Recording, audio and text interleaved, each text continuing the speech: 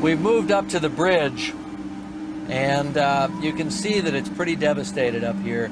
You can see the corner, there's like a wooden baseboard there. That would have been the outline of the wheelhouse.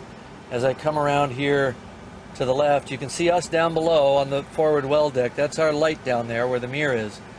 Right in front of us is about the only thing that's still really recognizable on the bridge, and that's called the telemotor. I'll get in a little closer on that. What happened here was that as the ship plunged, as the bow section went down, it went down so fast. There, you can see our mirror now, just down below on the well deck.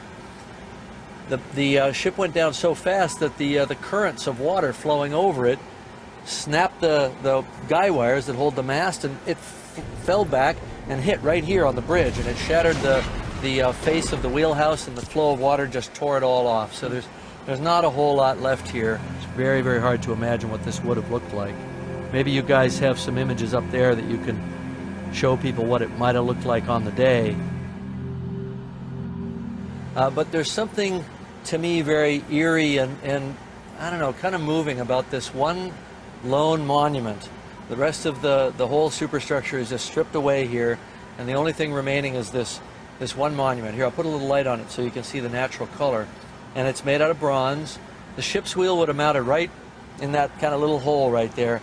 And you know, Gilligan is now pretty much standing right where Quartermaster Hitchens was when he was standing at the ship's wheel, keeping a straight and steady course for New York. And he, you know, unexpectedly heard 3 sharp rings of the crow's nest bell, and that crow's nest would have been, you know, out there in the darkness someplace ahead of him from where you'd stand here on the bridge. And then when the crow's nest guys called, when Frederick Fleet called in, 6th Officer Moody would have answered the phone right over here against that wall. You know, what he heard was Frederick Fleet saying, "Iceberg right ahead." Is there anyone there? Yes, what you see? Iceberg! Right ahead! Thank you. First Officer Murdoch, who was the officer of the watch, I don't think he waited for the telephone to ring when the crow's nest guys called the bridge. I think he already knew what was going on. I think he was already in motion. He would have come running in a door that was right over here, right where that big tangle of wires is. He would have run in and yelled, probably at the top of his lungs, at least I would have, "Hard a starboard." Hitchens says, "Hard a starboard eye," and he starts cranking that big old ship's wheel over. And boy, it had many, many turns. It was a lot of hard work for him to get that rudder hard over. And, you know, seconds counted so much. And, you know, Murdoch looked out front and saw an iceberg right square in their path. And he had to decide, do I go left or do I go right, you know? And it's not clear whether any decision would have been the right one at that point. I actually think Murdoch was a pretty cool guy. And I think he had he bore the burden of all that for the next, you know, 2 hours and 40 minutes of his life, which were the last moments of his life. And he gave his life trying to save people. When we were making the movie, I had a choice to make. I could do it historically correctly, or I could do what people would think was correct. In fact, it was historically correct for a hardest starboard order to the helmsman to turn the ship to port, to the left. That was just the way it was in those days. They were called tiller commands, and by starboarding the tiller, you ported the rudder and you turned to port. So the hardest starboard command actually turned the ship to port. So a lot of people thought they were pretty nautical and sent me a lot of letters. You can stop sending the letters. I'm trying to set the record straight right now. We did it right. Hey, Jim, where exactly are you right now? We are on the starboard boat deck, and we're looking aft. And what's in front of us right here is a davit, which of course was used to launch the lifeboats. And you can see the bronze lead screw there, and this little square thing on the right side that is where they would have put the crank handle in to crank the davit. And the thing that we found, these davits were made by the Welland Davit Company. And the thing that we found when we did the movie, because we had exact reproductions of them made by the Welland Davit Company from their old plans, is that it takes a lot of muscle power to crank these things out. And of course, the boats were all launched by hand. The davits were operated by hand. And it took a long time. So this is an interesting davit, probably the most historically interesting site on the boat deck of the ship, because here is where First Officer William McMaster Murdoch, struggled so hard to launch not one, but 3 lifeboats off this same davit. He launched boat 1 about in the middle of the whole sinking crisis, and the boat went off with I think 12 people. And Don, how many could have fit in that lifeboat?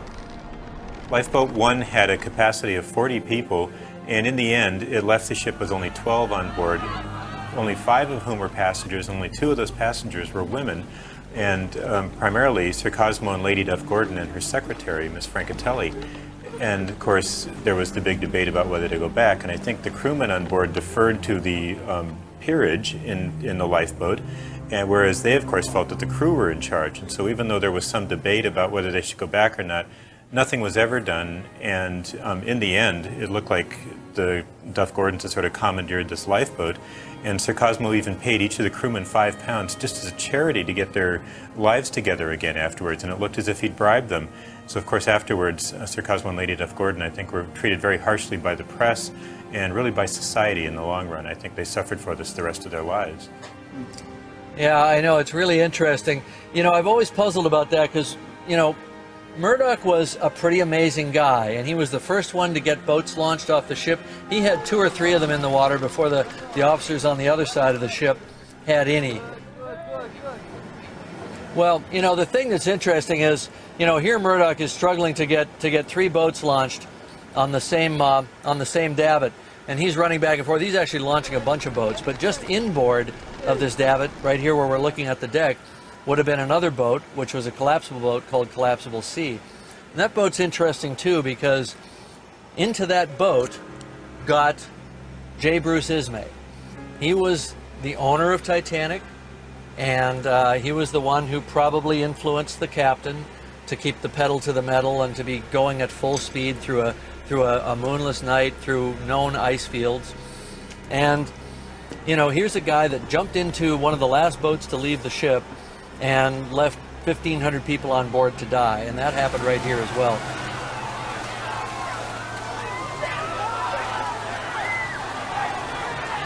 Now these lifeboats, guys, they were heavy, weren't they? I mean, they were really heavy, weren't they? Yes, indeed they were. They were made of elm. It's quite a dense wood, and probably about 2 tons apiece, something along that line. Jim, a lot of human drama played out right there, didn't it? Well, yeah, you hit on an interesting thing, because they get the first 2 boats in the water, right? And Murdoch comes over and he looks down this stairwell. It's pretty fallen away right now, but you can actually look down. Maybe I can do it right here. You can look down to the lower deck, which is the promenade deck. Right down this, there would have been stairs here. They're gone now. He sees green water pouring up those steps. The ship has minutes to live before the water comes rushing over the deck. And over here, you can see the deck house is kind of collapsed, but up there on the roof was another lifeboat, that far away, and up on a roof with no lifting tackle, no way to get it down, no ramp, no thought given to how they were going to do that. Murdoch got a bunch of guys, went up on the roof, and I think just the adrenaline kicked in, and they just lifted it, shoved it to the edge, and they slid it down on some oars. And it's just an amazing scene, I think. Right down here on the deck, these people struggling so hard for their lives. And what he did was he cranked this davit back in, because you have to crank them out to lower the boat, and then you have to crank them back in to pick up the next one. So he cranked it back in a 3rd time, and that's just as far as they got before the water washed over them. And you can see that this davit is still in an upright position as opposed to cranked out. In my mind, it's a monument to Murdoch, to, you know, his crew, to the entire crew of Titanic that stayed at their posts, that sacrificed their lives. You know, it's in the movie. I made the point about the 3rd class people sort of not faring as well as 1st class. If you were a 3rd class male passenger, you stood about a 1 in 10 chance of surviving. And if you were a first-class female passenger, it was 90%. So it was a big spread. And apparently, by all accounts, there was a near riot. Several hundred people who had realized that the last couple boats on the ship were all the way forward. And they came down and crowded around. The crew had to link arms, pass the women through, and apparently it got pretty violent. The officers had to fire their guns and so on. But the crew did the worst of all. I think, Don, do you remember how many crew members there were on board and how many died? Well, I think there were about 900 crew members, and off the top of my head, I think there were about 700 of them who passed away. Pause! Do you see any moving? Check them, make sure. These are dead, sir.